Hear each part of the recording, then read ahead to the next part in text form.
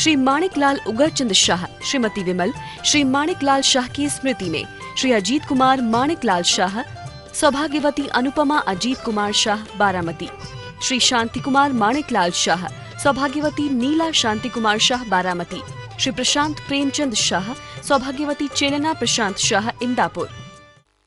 ओम नमः सिद्धेभ्य। पंच परमेष्टि भगवान की जय। परम पूज्य आचार्य भगवंत गुरुवर विशुद्ध सागर जी मुनि महाराज जी की जय। परम पूज्य मुनि श्री सुप्रभ सागर जी महाराज जी की जय।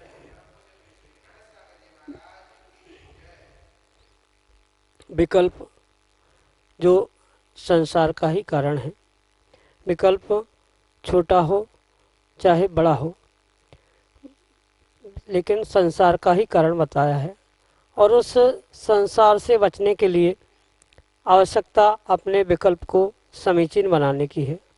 और उस समीचीन विकल्प का जो सम्यक समाधान प्राप्त कर लेता है वही संसार से पार होता है। ऐसे संसार से पार होने की एक सम्यक विधा हमें प्राप्त हुई। इसका नाम समीचीन विकल्पों का सम्यक समाधान। और इस सम्यक समाधान में देश देशांतर से अनेक समीचीन विकल्प हमें यहाँ प्रतिदिन प्राप्त हो रहे हैं। और परम पूज्य मुनि श्री सुप्रभ सागर जी महाराज उनका आगमुक्त विधि से हम सबको सम्यक समाधान प्रदान कर रहे हैं। प्रारंभ करते हैं आज का सम्यक समाधान। और आज का पहला विकल्प कोलकाता से पिंकी जैन परम पूज्य मुनि श्री के चरणों में बारंबार नमोस्तु निवेदित करते हुए अपना समीचीन विकल्प रख रहे हैं कि महाराज जी, कभी कभी जब अन्याय और अनाचार बढ़ते हुए देखा जाता है और उनकी ही जीत होती है, उनकी ही जीत होती दिखाई देती है और उन्हें सज़ा मिलने में इतनी देर हो जाती है कि तब तक ऐसा लगने लगता है कि सब कुछ खत्म हो गया और पापात्मा पाप करते जाते हैं। इससे लोगों का धर्म से विश्वास उठ जाता है। तो मेरा समीचीन विकल्प यह है कि ऐसा क्यों होता है और ऐसे समय में हमें क्या करना चाहिए जिससे मन शांत हो सके। हमारे समीचीन विकल्प का सम्यक समाधान करने की अनुकंपा करें। नमोस्तु महाराज जी, नमोस्तु। ओम नमः सिद्धम। परम पूज्य आचार्य भगवान गुरुवर विशुद्ध सागर जी महाराज की।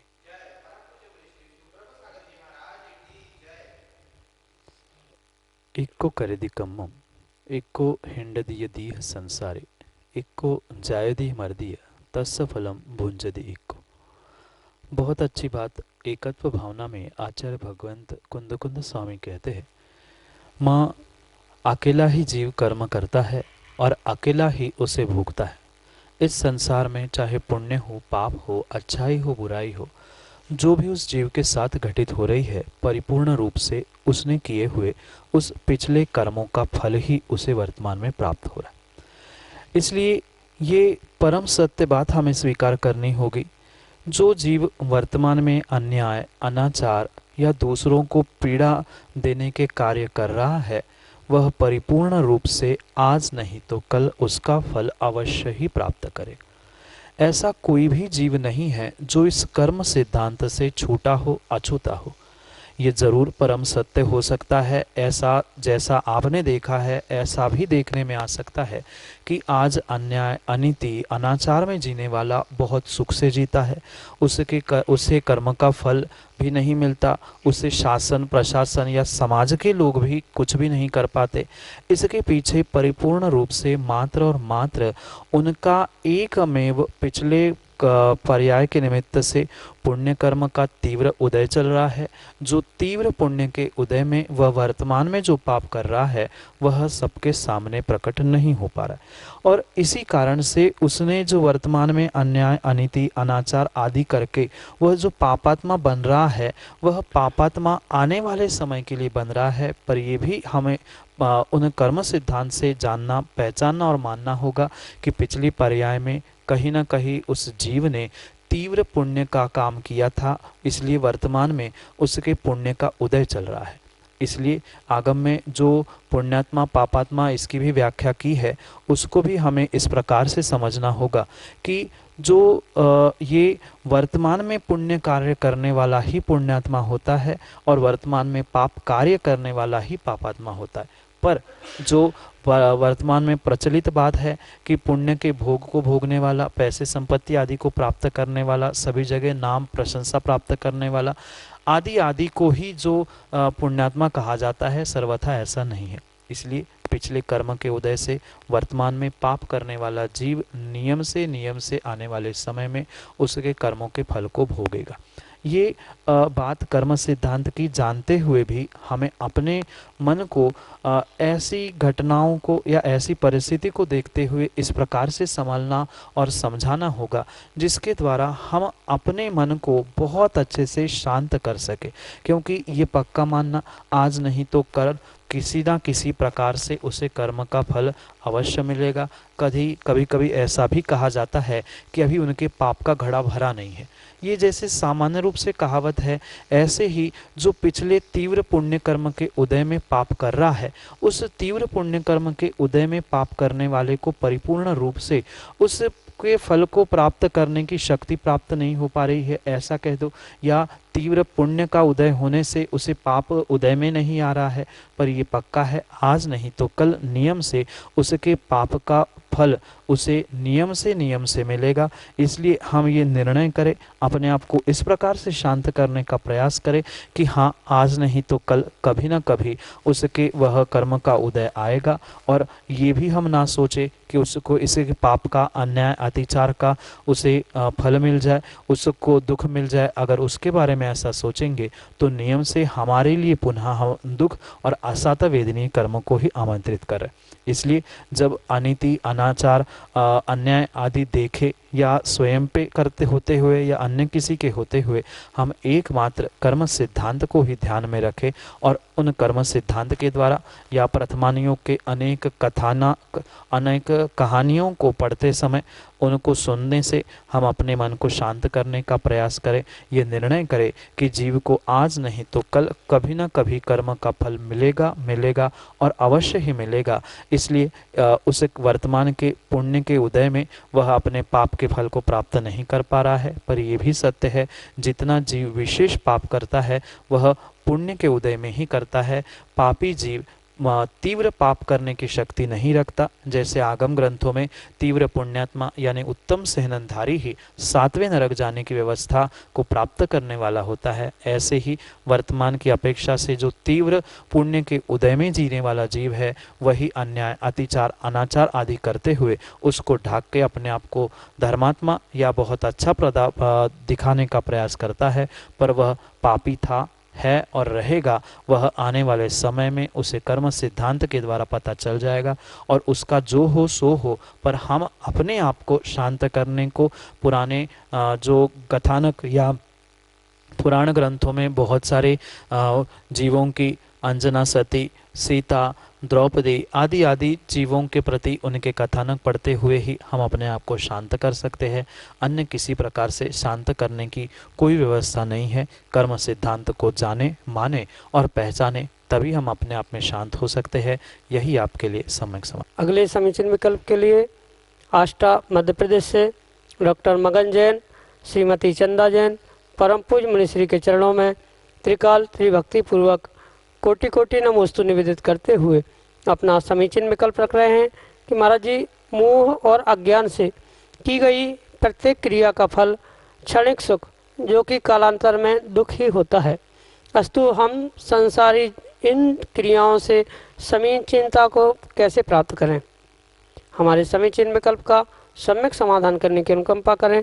नमोस्तु महाराज जी, नमोस्तु। सत्य की प्रतीति, सत्य का बोध, सत्य को आचरण में लाना, वास्तव में यही उस अज्ञान और मोह को जीतने का कारण हो सकता है। जब तक हम सत्य को जानेंगे नहीं, सत्य को मानेंगे नहीं और सत्य को जीवन में उतारेंगे नहीं, तब तक हमारे जीवन में किसी भी प्रकार से समीचीनता नहीं आ सकती।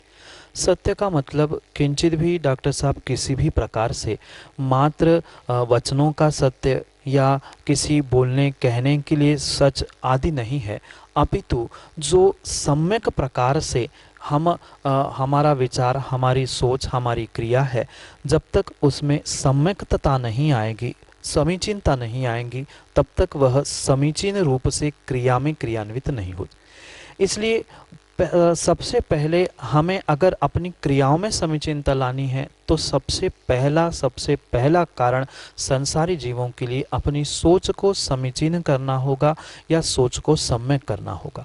चाहे आप सोच को सम्यक कह देना या आगम के परिप्रेक्ष्य में अगर हम उसे ही कहेंगे तो आगम के परिप्रेक्ष्य में हम उसे सम्यक दर्शन कह सकते हैं, उसे लौकिक भाषा में या सामान्य भाषा में समीचीन दृष्टि कह सकते हैं, या उसे ही हम सम्यक सोच भी कह सकते। इसलिए जिसके पास वह अपने आप में एक सम्यक निर्णय है कि नहीं, मैं ये क्रिया कर रहा हूँ तो इस क्रिया का उद्देश्य क्या है, इस क्रिया का मुझे फल क्या मिलने वाला है, इस क्रिया के ऐसा करने से क्या होगा, और इसके साथ अगर मैंने ऐसी सोच बना के की है तो क्या होगा, ऐसा निर्णय अगर हमारे भीतर होगा तो नियम से हमारी अज्ञान और मोह के वशीभूत होने वाली प्रत्येक क्रिया में कहीं ना कहीं कुछ अंशों में नियम से सत्यता या समीचीनता अपने आप आने लग जाएगी। वह तभी आएगी जब हमारी सोच समीचीन या सत्यता की ओर बढ़ने का प्रयास कर सकती है। उस सत्यता और समीचीनता को प्राप्त करने के लिए हमें जो सामान्य रूप से सच्चे देवशास्त्र गुरु पर श्रद्धान, तत्वों पर श्रद्धान, ये तो बाहर की बातें और आगम की जो लिखी हुई बहिरंग क्रियारूप वो तो सत्य है ही, पर एक करणानी योग से भी हमें भीतर के निर्णय को भी प्राप्त करना होगा कि मैं ही एक सच्चा आत्म तत्व हूँ और मेरे ही हाथ में मेरी उन्नति और अवनति निर्भर करती है। मैं जैसी सोच रखता हूँ, मैं जैसी दृष्टि रखता हूँ, वैसी ही मुझे सृष्टि और वस्तु परिपूर्ण रूप से दिखती है। जिस क्षण हमारा यह निर्णय हो जाएगा, हमारी दृष्टि समीचीन हो जाएंगी, हम अपने आप में सम्यक दृष्टि हो जाएंगे, उसी क्षण से हमारी प्रत्येक क्रिया समीचीन क्रियाओं में गिनने में आ सकती है। जैसे वही क्रिया जो एक मिथ्या दृष्टि श्रावक करता है, वही क्रिया अगर सम्यक दृष्टि श्रावक करता है तो वही वहाँ पर कर्मों की निर्जरा करना प्रारंभ करता है। वही सम्यक दृष्टि जीव क्रिया करता है और वही जो छठवें सातवें गुण स्थानवर्ती मुनिराज क्रियाओं को करते हैं, पर उनकी क्रियाओं में और उनकी क्रियाओं में विशेष समीचीनता आने से विशेष कर्मों की निर्जरा प्रारंभ होती। इसी प्रकार से अगर मात्र उस मोह को और अज्ञान को हम समीचीन दृष्टि से सम्यकता से जीतने का प्रयास करेंगे तो नियम से हमारी क्रियाएं भी समीचीन हो सकती है। हम चाहे संसारी बने रहे या संसार से मुक्त होने के लिए मोक्ष मार्गी बन पड़े, हमारे लिए समीचीन दृष्टि, सम्यक दृष्टि बनना ही हमारी क्रियाओं को समीचीनता देने का कारण है और यही आपके लिए सम्यक समाधान। अगले समीचीन विकल्प के लिए टीकमगढ़ मध्य प्रदेश से प्रवीण जैन परम पूज्य मुनिश्री के चरणों में नमोस्तु निवेदित करते हुए कह रहे हैं कि महाराज जी, मोबाइल में कई चीज़ें धर्म की होती हैं और हम उस मोबाइल को हर जगह लिए रहते हैं, क्या यह ठीक है? हमारे समीचीन विकल्प का सम्यक समाधान करने की अनुकंपा करें। नमोस्तु महाराज जी, नमोस्तु। व्यवहार पक्ष, लोक व्यवहार पक्ष और आगम पक्ष, ये तीन पक्ष या तीन दृष्टि हुआ करती। लोक व्यवहार की अपेक्षा से हम जो भी वर्तमान में क्रिया करते हैं वह मात्र और मात्र लोक व्यवहार चलाने के लिए करते हैं, और वही अगर क्रियाओं को हम आगम के परिप्रेक्ष्य में समझे तो ऐसी बहुत सारी क्रियाएं होती है जो आगम के परिप्रेक्ष्य में परिपूर्ण रूप से गलत या परिपूर्ण रूप से हमें पाप का आश्रय कराने वाली ही होती है। पर बहुत सारे जीव उस सत्य को या उस आगम की बातों को जानते ही नहीं हैं, उसके कारण से बहुत सारी गलतियों को कर बैठते। जैसे कि आपका यह विकल्प है, मोबाइल आदि के द्वारा जो आगम की, भगवान की फोटो, जिनवाणी, सूत्र आदि सब कुछ हम भले ही सॉफ्ट कॉपी रूप अपने मोबाइल में अपने जेब में रखते हैं और वही जेब में या मोबाइल में रखे मोबाइल को कई स्थानों पर, अशुद्ध स्थानों पर भी ले जाते हैं, तो ये आगम के परिप्रेक्ष्य से परिपूर्ण रूप से गलत है, गलत था और गलत ही रहेगा। इसलिए वह वस्तु यानी जो मोबाइल हम साथ में लेके जा रहे हैं उसमें जो अक्षरों में या शब्दों में किसी भी प्रकार से आगम की पंक्तियाँ, फोटो, भगवान, गुरु आदि आदि की भी रखी हुई हो, जिनवाणी भी हमने सॉफ्ट कॉपी में रखी हो, तो परिपूर्ण रूप से अशुद्ध स्थानों में वह मोबाइल आदि ले जाना किंचित भी आगम के परिप्रेक्ष्य में योग्य नहीं है। मात्र जिसमें भजन या आगम के सूत्र हो उतना ही नहीं, अपितु आगम के परिप्रेक्ष्य में एक एक अक्षर, एक एक शब्द अपने आप में मंत्र स्वरूप है, वह ज्ञान स्वरूप है, और उसका हम अन्यत्र अन्य स्थानों में, अशुद्ध स्थानों में जो प्रयोग कर रहे हैं वह सर्वथा ज्ञानावरणी आदि आदि कर्मों का आश्रय करने के लिए कारण हो सकता है। इस निमित्त से, इस कारण से हमें उन अशुद्ध स्थानों पर या यदवा तदवा स्थानों पर मोबाइल आदि को ले जाने की आगम आज्ञा नहीं देता। आपका लोक व्यवहार आप जाने, आगम के परिप्रेक्ष्य में यह कार्य उचित नहीं है। यही आपके लिए सम्यक समाधान। अगले समीचीन विकल्प के लिए ललितपुर उत्तर प्रदेश से शीलचंद जैन अनोरा अपने ऑडियो मैसेज के साथ हमारे सामने। ललितपुर से शीलचंद जैन अनोरा परिवार का मेरे गुरुवर सुब्रत सागर महाराज को त्रिवार नमोस्तु नमोस्तु नमोस्तु। गुरुवर हमारा सम्यक समाधान करें। तीर्थंकर आदिनाथ भगवान के मोक्ष जाने के पहले क्या मूर्ति पूजा होती थी? अगर होती थी तो कौन से भगवान की होती थी? सम्यक समाधान करें। नमोस्तु नमोस्तु नमोस्तु। मूर्ति पूजा अनादिकाल से हमारे इस जैन धर्म में, जैन परंपरा में और जैन दर्शन में होती आई है, होती रहेगी और आने वाले काल में भी अवश्य ही होती रहेगी। पर ये त्रैकालिक दृष्टि हम पूरे जम्बूद्वीप या पूर्ण रूप से मनुष्य क्षेत्र की अपेक्षा से ग्रहण करना योग्य होगा, क्योंकि जहाँ काल का परिवर्तन होता है, चौथा, पांचवा, छठवा, पांचवा, चौथा आदि काल का परिवर्तन जहाँ जहाँ होता है, उन काल की अपेक्षाओं से, तात्कालिकता की अपेक्षाओं से हमें ये निर्णय करना होगा कि ये मूर्ति पूजा मात्र उन्हीं कालों में होती है जब से वह धर्म तीर्थ का प्रवर्तन होना प्रारंभ होता है। पर अगर हम उसी विषय को त्रैकालिक दृष्टि से समझे तो जहाँ जहाँ अकृत्रिम जिनबिंब है, वहाँ जहाँ जहाँ सिद्धों की प्रतिमा है, यहाँ जहाँ सामान्य अरहंतों की प्रतिमा है, वहाँ कोई भी किसी भी प्रकार से मूर्ति पूजा आदि में या भगवान की प्रतिमा आदि के निमित्त से अभिषेक पूजा आदि में कहीं भी खंड नहीं होता।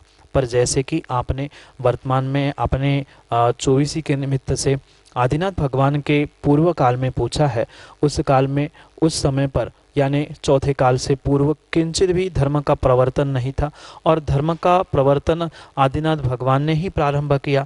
इस निमित्तक बात को हम समझने से यह निर्णय करना होगा कि उसके पूर्व इस भरत क्षेत्र में या अपने इस स्थान में निर्धारित क्षेत्र में मात्र मूर्ति पूजा नहीं होती थी, पर जहाँ अकृत्रिम जिनबिंब होते हैं वहाँ त्रैकालिक रूप से पूजा पाठ अभिषेक होता था, होता है, होता रहेगा।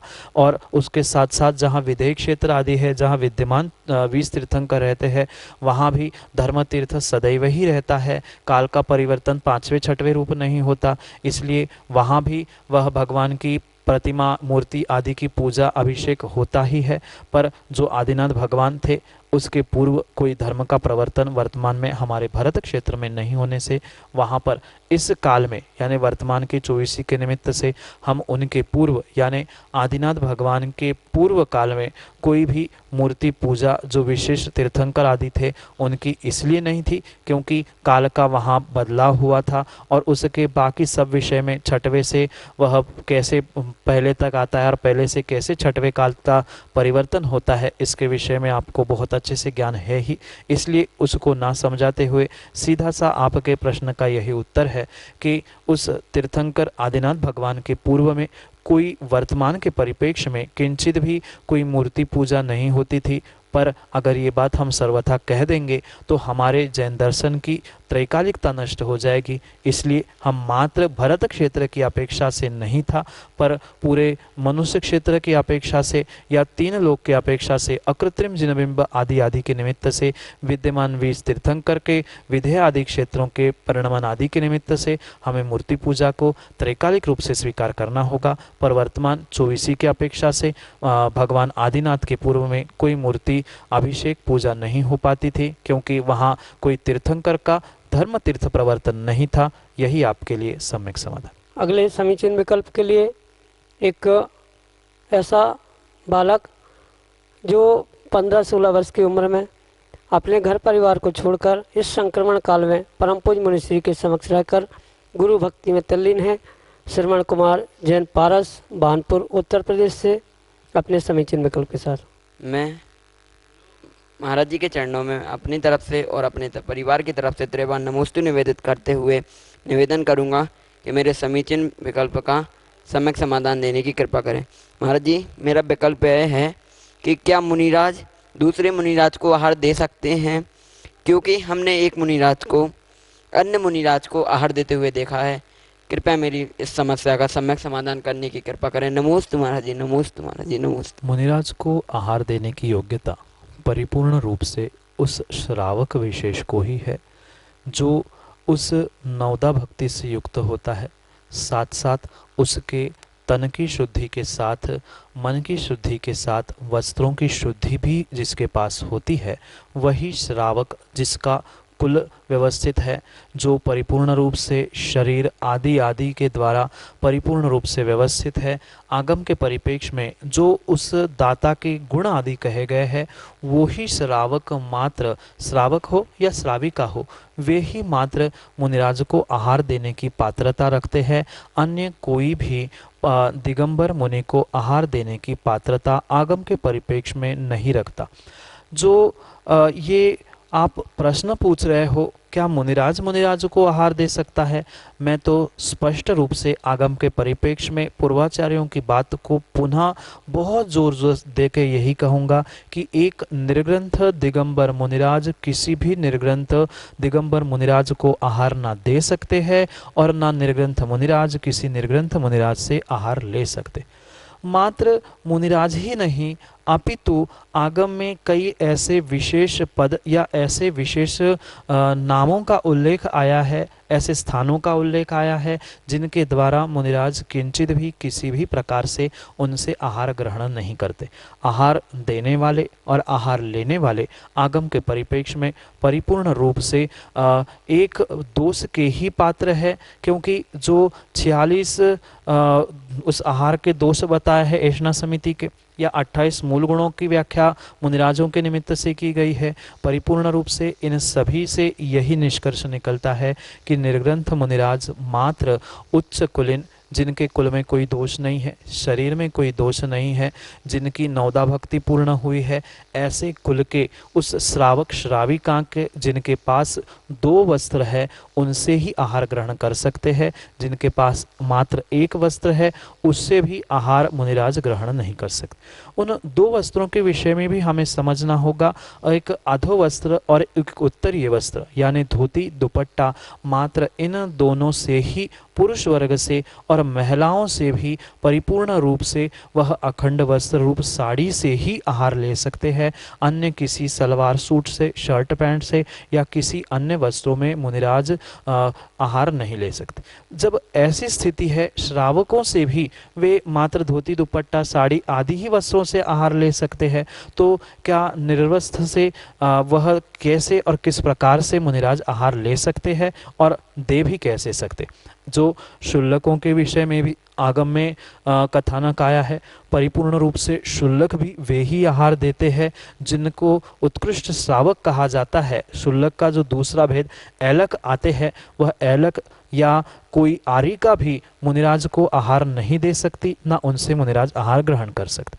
अगर ग्रहण करने की ही व्यवस्था आगम में समझनी है तो परिपूर्ण रूप से श्रावक और उत्तम श्रावक यानी शुल्लक शुल्लिका जो उनके लिए मिला हुआ पात्र में भोजन है उसमें से ही वह मुनिराज को दे सकते हैं, या कहीं अन्य जगह से उन्होंने शोधन करके मुनिराज को आहार दिया है तो वह उस दिन उपवास करे। ऐसा भी कथानक उन शुल्लक और शुल्लिकाओं के विषय में प्राप्त होता है। साथ साथ ये बात भी आप थोड़ा सा निर्णय करके भाई सोचे कि मुनिराज को आहार तो नहीं दे सकते, पर एक दूसरे के आहार करने के लिए वात्सल्य वैयावृत्ति का प्रतीक रूप शोधन करने के लिए आदि के निमित्त से चौके आदि में पहुंच सकते हैं, पर निर्ग्रंथ के हाथ पर आहार दान का या ग्रास रखने का मात्र और मात्र पात्रता अगर किसी के पास है तो वह 2 अखंड वस्त्रों को धारण करने वाले श्रावक श्राविका है। अन्य कोई भी दिगंबर मुनि हो, आर्य का हो या ऐलक हो या कोई निर्वस्त्र हो के श्रावक भी दे रहा हो या एक वस्त्र पहने हुए श्रावक हो, वह कभी भी मुनिराज को आहार ना दे सकता है, ना मुनिराज उनके द्वारा आहार ग्रहण कर सकते हैं। यही आपके लिए सम्यक समाधान। जय जिन बंधु, समीचीन विकल्पों का सम्यक समाधान इस कार्यक्रम में हम सब लाभ ले रहे थे मुनिश्रियों के मुखारविंद से सम्यक समाधान का। सुविशुद्ध ज्ञान धारा इस प्रतियोगिता के जो 3 क्वेश्चंस थे वो आपको इस कार्यक्रम में अभी आपने देखे होंगे। इसके जवाब आपको शाम को 6:15 तक हमारे व्हाट्सएप नंबर 8707548811 के माध्यम से हम तक पहुंचाने हैं। शाम को 6:45 पे आचार्य भक्ति का लाइव प्रोग्राम आता है यूट्यूब एवं फेसबुक पे। आप उसके माध्यम से हम लोग लकी विजेताओं का चुनाव करेंगे। उस कार्यक्रम के दौरान ही आपको पता चलेगा कि आपके जो जवाब है वो सही है या नहीं है, और जिसके सवाल सही है उसमें से कौन लकी विजेता बनेगा। इस कोविड महामारी के बीच में आपको घर बैठे ज्ञान एवं इनाम मिलाने का या मिलने का यह स्वर्ण मौका है। जी हाँ, मैं मुनिश्री के चरणों में यहीं से नमोस्तु करता हूँ एवं आज के कार्यक्रम को यही विराम देता हूँ। नमोस्तु नमोस्तु। श्री माणिकलाल उगरचंद शाह, श्रीमती विमल, श्री माणिकलाल शाह की स्मृति में श्री अजीत कुमार माणिकलाल शाह, सौभाग्यवती अनुपमा अजीत कुमार शाह बारामती, श्री शांति कुमार माणिकलाल शाह, सौभाग्यवती नीला शांति कुमार शाह बारामती, श्री प्रशांत प्रेमचंद शाह, सौभाग्यवती चेलना प्रशांत शाह इंदापुर।